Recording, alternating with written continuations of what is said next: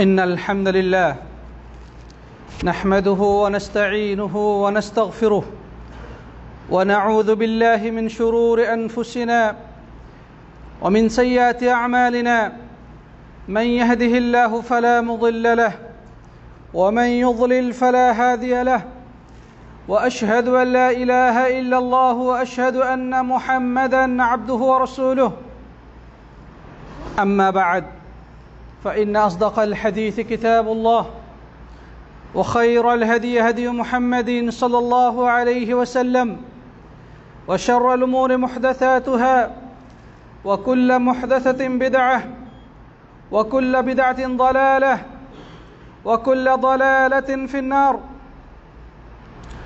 أعوذ بالله من الشيطان الرجيم بسم الله الرحمن الرحيم يا أيها الناس اتقوا ربكم الذي خلقكم من نفس واحدة وخلق منها زوجها وبث منهما رجالا كثيرا ونساء واتقوا الله الذي تساءلون به والأرحام إن الله كان عليكم رقيبا يا أيها الذين آمنوا اتقوا الله وقولوا قولا سديدا يصلح لكم أعمالكم ويغفر لكم ذنوبكم ومن يطع الله ورسوله فقد فاز فوزا عظيما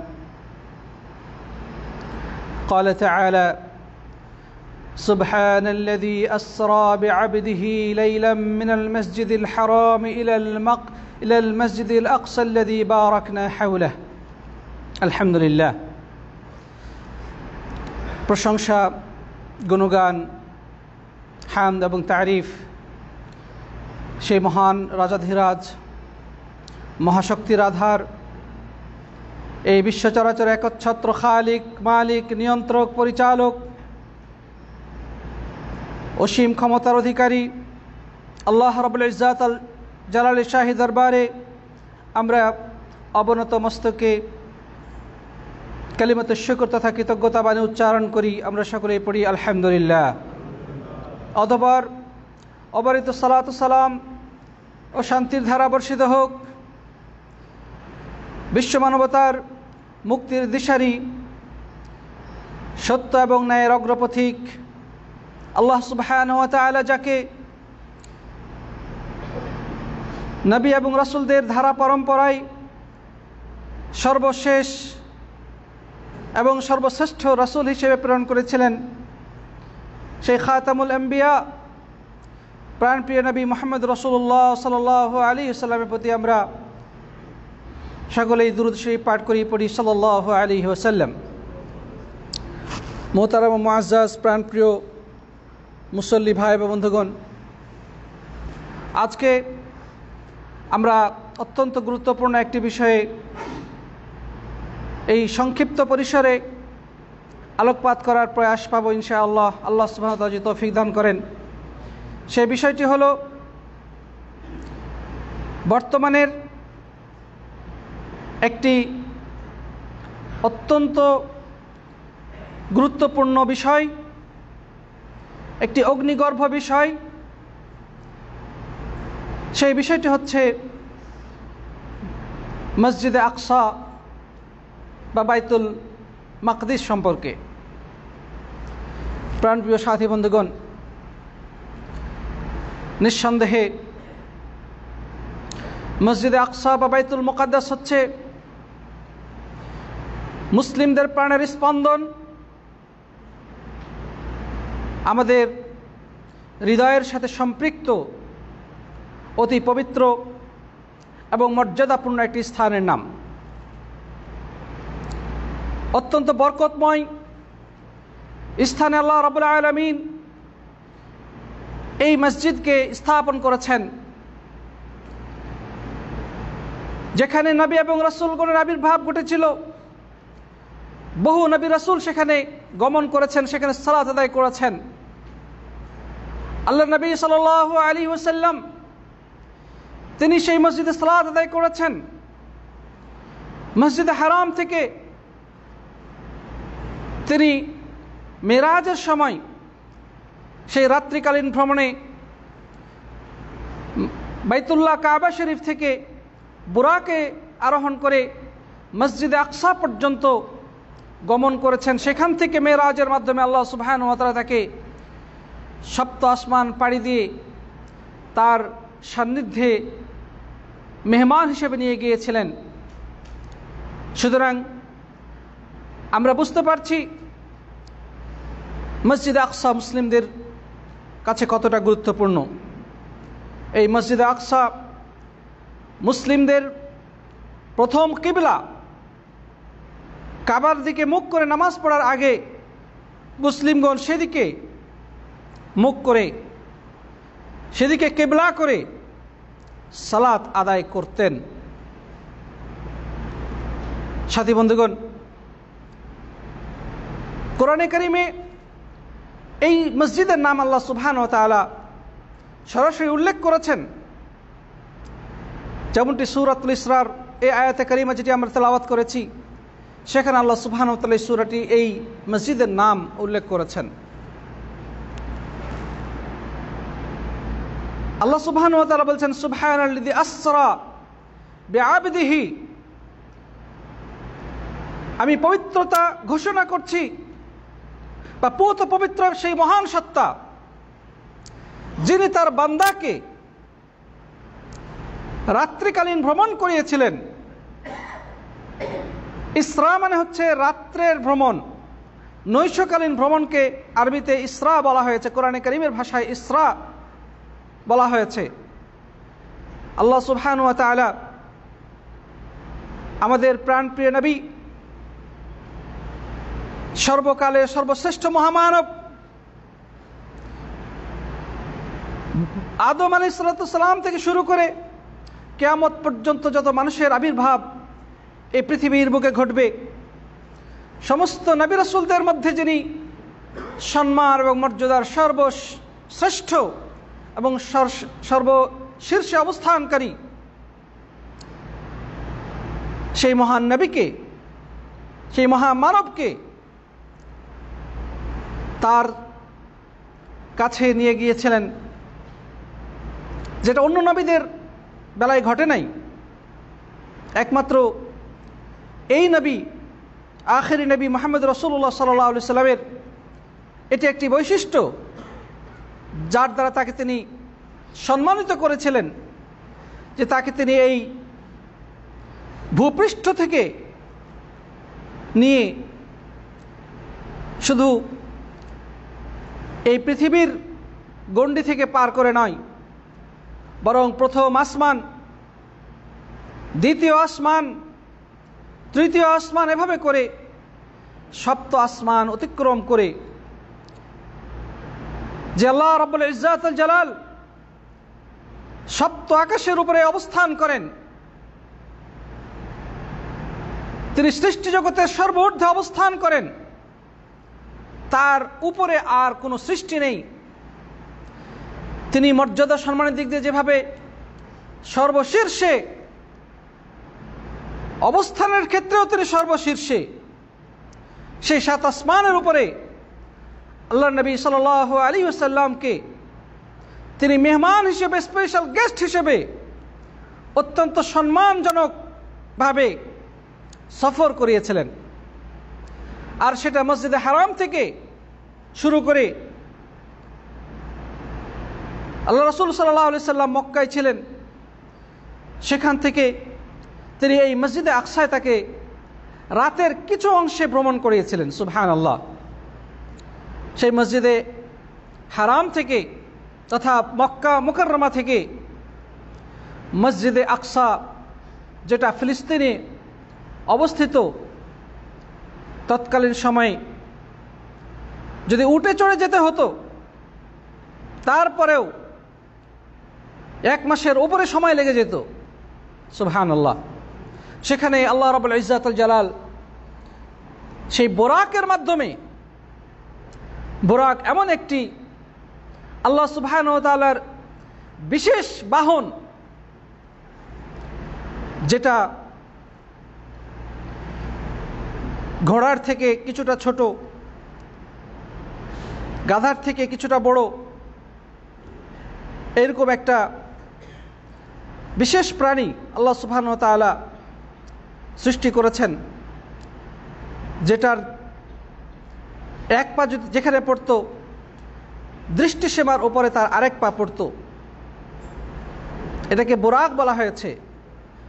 বুরাক শব্দের অর্থ হচ্ছে বার্ক থেকে এসেছে। বার্ক মানে হচ্ছে বিজলি। আমরা আকাশে বিজলি চমকাতে দেখি। আকাশে যখন মেঘের ঘনঘটা শুরু হয়, ঝড় তুফান শুরু হয়, তখন আমরা আকাশে বিজলির চমক দেখতে পাই, ঠিক না ঠিক? এটাকে আরবিতে বার্ক বলা হয়। এখান থেকে এসেছে বুরাক, অর্থাৎ বিজলির মতো ক্ষিপ্র গতি সম্পন্ন অত্যন্ত দ্রুত বেগে ধাবমান একটি প্রাণীর নাম হচ্ছে বুরাক। আল্লাহ নবী সাল্লাল্লাহু আলাইহি ওয়াসাল্লামকে আল্লাহ রাব্বুল আলামিন এই বুরাকের পৃষ্ঠে আরোহণ করিয়ে তিনি মসজিদে হারাম থেকে মসজিদে আকসা রাতের অল্প সময়, সমস্ত নবী রাসূলদের মধ্যে কাছে যিনি আল্লাহর পক্ষ থেকে ওহী নিয়ে আসতেন, সমস্ত ফেরেশতা মণ্ডলীদের মধ্যে যিনি ছিলেন সর্বশ্রেষ্ঠ, তাকে আল্লাহ সুবহানাহু ওয়া তাআলা আমাদের নবীর কাছে প্রেরণ করলেন এবং বুরাকের মাধ্যমে তাকে মসজিদে আকসায় নিয়ে গেলেন। সেখানে বুরাককে তিনি বাঁধলেন এবং বললেন যে এই জায়গাতে অন্য নবী রাসূলগণও তাদের বাহন বেঁধেছেন। তারপরে মসজিদে আকসায় তিনি প্রবেশ করলেন এবং সেখানে তিনি 2 রাকাত সালাত আদায় করলেন। অন্য হাদিসে রয়েছে যে তার পিছনে অন্যান্য নবীগণও সালাত আদায় করেছেন। কিভাবে করেছেন এটা আল্লাহ রাব্বুল আলামিন ভালো জানেন। তারপরে মসজিদ থেকে বের হলেন। জিবরাইল আমিন তার সামনে 2টি পেয়ালা নিয়ে হাজির হলেন। আল্লাহ রাসূল সাল্লাল্লাহু আলাইহি সাল্লামকে আপ্যায়ন করাচ্ছেন। একটি গ্লাসে দেওয়া হলো মদ, আরেকটি গ্লাসে দেওয়া হলো দুধ। আল্লাহ রাসূল সাল্লাল্লাহু আলাইহি সাল্লামকে বলা হলো যে আপনি যেটা খুশি গ্রহণ করতে পারেন, মদও গ্রহণ করতে পারেন, দুধও গ্রহণ করতে পারেন। একটা উন্নত মানসিকতা দিয়েছিলেন, যেটা সুস্থ মস্তিষ্ক, সচেতন এবং একজন সৎ মানুষের প্রতিচ্ছবি তার মধ্যে ছিল। আল্লাহ সুবহানাহু ওয়া তাআলা সেই মানসিকতা দিয়ে তৈরি করেছিলেন। সেই মসজিদে আকসা থেকে তিনি ভ্রমণ করলেন মেরাজের মাধ্যমে। বিজ্ঞান খুব বেশি হলে তারা যেটা দাবি করে নাকি তারা চন্দ্রপৃষ্ঠে আরোহণ করেছে, তারা মঙ্গল গ্রহ ঘুরেছে, তারা এটা বলে থাকে, দাবি করে থাকে। কিন্তু এরকম লক্ষ লক্ষ গ্রহ, নক্ষত্র, ব্ল্যাক হোল, তারকাপুঞ্জ, এই সব কিছুকে পাড়ি দিয়ে এই বিশ্বের প্রান্ত সীমা অতিক্রম করে আল্লাহ রাব্বুল আলামিন তাকে প্রথম আসমান, সেখানে দরজা খোলা হয়েছে, তারপর দ্বিতীয় আসমান, তাকে নবীগণ স্বাগত জানিয়েছে, এভাবে করে 7 আসমান নিয়ে গিয়েছেন। তো যে কথা বলতে চাচ্ছিলাম, আল্লাহ তাআলা তাকে বলছেন যে এটি হচ্ছে সেই মসজিদে আকসা যেখানে আল্লাহ রাব্বুল আলামিন আমাদের প্রিয় নবীকে তিনি নৈশকালীন ভ্রমণের মাধ্যমে মেরাজের যাওয়ার আগে মসজিদে হারাম থেকে মসজিদে আকসায় নিয়ে গিয়েছিলেন। এই আয়াতে কারিমে আল্লাহ সুবহানাহু ওয়া তাআলা এই স্থানটিকে তিনি বরকতময় হিসেবে উল্লেখ করেছেন। বারাকনা হাওলা, এই মসজিদে আকসার চতুর্পাশকে আমি বরকতমণ্ডিত করেছি। তার মানে আরদ ফিলিস্তিন ভূমি, মসজিদে আকসার চতুর্পাশ বরকতমণ্ডিত এলাকা, বরকতময় স্থান, যেখানে আল্লাহ সুবহানাহু ওয়া তাআলা বরকত ঢেলে দিয়েছেন। মসজিদের দ্বারা নাপাক আল্লাহর দুশমনদের দ্বারা লাঞ্ছিত হচ্ছে। তারা মসজিদে আকসায় মুসলিমদেরকে সালাত আদায় করতে বাধা দিচ্ছে, বরং সালাতরত অবস্থায় তারা কত হিংস্র হায়নার মতো মুসল্লিদের উপরে ঝাঁপিয়ে পড়ে তাদেরকে রক্তাক্ত করেছে, তাদেরকে অনেককে হত্যা করেছে। তারা নারী এবং শিশুদের উপরে যে বর্বর নির্যাতন, অন্যায়ের যে স্টিমরোল তারা পরিচালনা করছে, আজকে বর্তমান এই তথাকথিত আধুনিক বিশ্বের সমস্ত মিডিয়ার সামনে সারা বিশ্বব্যাপী শত শত মিডিয়ার মাধ্যমে মানুষ সেগুলো লাইভ দেখতে পাচ্ছে, অথচ সেখানে তাদের অপরাধ কি ছিল? সেখানে তারা সালাত আদায় করতে গিয়েছিল, সেখানে তারা আল্লাহর কাছে দুই হাত উত্তোলন করে কান্নাকাটি করছিল, সেখানে সিজদায় অবনত হয়ে তারা রবের তাসবিহ এবং তাহলিল ঘোষণা করছিল। তাদের তো অন্য কোনো অপরাধ ছিল না, তারা সেখানে কোনো মারামারি করতে যায় নাই, তারা মসজিদে সালাত আদায় করছিল। কিন্তু তার মধ্যেই ওই রক্তপিপাসু, হিংস্র, বর্বর, নিকৃষ্ট, আল্লাহর লানতপ্রাপ্ত অভিশপ্ত ইহুদি জাতি তারা মুসলিমদের উপরে কত জঘন্যভাবে জুলুম নির্যাতন চালিয়েছে। যারা উড়ে এসে জুড়ে বসা পৃথিবীর বিভিন্ন প্রান্ত থেকে, তারা বিভিন্ন দেশ থেকে বিতাড়িত হয়ে মুসলিমদের কাছে করুণা ভিক্ষা করে স্থান পেয়েছিল, মুসলিমরা তাদেরকে সুযোগ করে দিয়েছিল বসার জন্যে। আজকে তারা সে এক সময় যারা খালি পায়ে,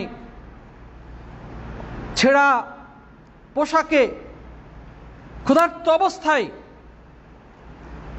যারা ভয়ে আতঙ্কিত হয়ে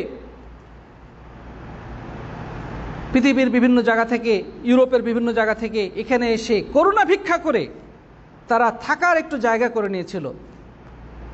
তাদের ঘর ছিল না, বাড়ি ছিল না, তাদের কিছুই ছিল না, মুসলিমরা শুধু দয়া করে তাদেরকে থাকার একটু জায়গা করে দিয়েছিল।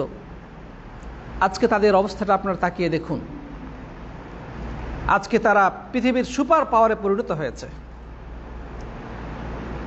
মধ্যপ্রাচ্যের মধ্যে এই ইসরায়েল নামক একটি রাষ্ট্র প্রতিষ্ঠা করে তারা পৃথিবীটাকে তারা বরঞ্চ কি করতেছে, তারা সব জায়গায় তারা প্রভাব বিস্তার করে, সব জায়গায় তারা হাত ঝুঁকিয়েছে, সব জায়গাতে তারা নিয়ন্ত্রণ প্রতিষ্ঠা করেছে। নাউজুবিল্লাহি মিন যালিক। প্রিয় সাথী বন্ধুগণ, হ্যাঁ, এর পেছনে আমেরিকা, ইউরোপ এবং আরও বিভিন্ন ইহুদিবাদী রাষ্ট্র তাদেরকে পরোক্ষভাবে প্রত্যক্ষভাবে আর্থিকভাবে, সামরিক শক্তি দ্বারা, রাজনৈতিকভাবে সমর্থন দিয়ে চলেছে। নির্লজ্জ সমর্থন তারা দিচ্ছে, অথচ এরা অস্ত্রতে তাদেরকে সাহায্য করছে, অথচ এরা সেই আশ্রয়দানকারী ফিলিস্তিনিদের উপরে সর্বাধুনিক অস্ত্র শস্ত্র, সর্বাধুনিক বোমা, ট্যাঙ্ক, আকাশ থেকে ভয়ানক বোমা বর্ষণ করে নারী এবং শিশুদেরকে, সেই কচি শিশু বাচ্চাটিকেও তারা আজকে রেহাই দিচ্ছে না। বাড়ির মধ্যে খেলাধুলারত অবস্থায় হঠাৎ করে আকাশ কাঁপিয়ে বিশাল আকারে বোমা তারা ফেলে ঘর বাড়ি এলাকা শুদ্ধ তারা একেবারে ধ্বংসস্তূপে পরিণত করে চলেছে। আল্লাহ রাব্বুল আলামিনের লানত বর্ষিত হোক যারা এভাবে মানুষের উপরে জুলুম নির্যাতন চালাচ্ছে, যারা তাদেরকে আশ্রয় দিয়েছিল সে অকৃতজ্ঞ ইহুদি জাতি, তাদেরকে ঘর বাড়ি থেকে উচ্ছেদ করে তারাই নিজেরা সেটার এলাকা এখন তারা দাবি করতেছে এটা আমাদের জায়গা, আমাদের এলাকা। আপনার বাড়িতে আপনি কোনো পথিককে জায়গা দিলেন, সে আপনাকে বাড়ি থেকে গলা ধাক্কা দিয়ে বের করে দিয়ে বলছে এ বাড়িটা আমার। এখন আপনি বাড়ির দরজায় দাঁড়িয়ে বলছেন আমার বাড়ি আমাকে দাও, আমার ঘরের চাবি আমাকে দাও। তখন সে আপনাকে বলতে লাগলো তুমি হলো সন্ত্রাসী। বর্তমানে ফিলিস্তিনের মুসলিমরা তাদের জায়গা জমি, তাদের এলাকা, তাদের আবাসভূমি, তাদের ঘর বাড়ি, তাদেরই কৃষি যোগ্য মানে চাষাবাদযোগ্য জমি তারা নিজেরাই এখন হাতছাড়া হয়ে তারাই এখন ওগুলো যখন তাদের কাছে বলতেছে এটা আমাদের জমি, তাদেরকে বর্তমান বিশ্ব সভ্যতা যাদের নাম, যারা নিজেদেরকে সভ্য বলে দাবি করছে, এই অসভ্য বর্বর ইহুদি খ্রিস্টানরা সম্মিলিতভাবে মুসলিমদেরকে আজকে সন্ত্রাসী হিসেবে আখ্যা দিচ্ছে।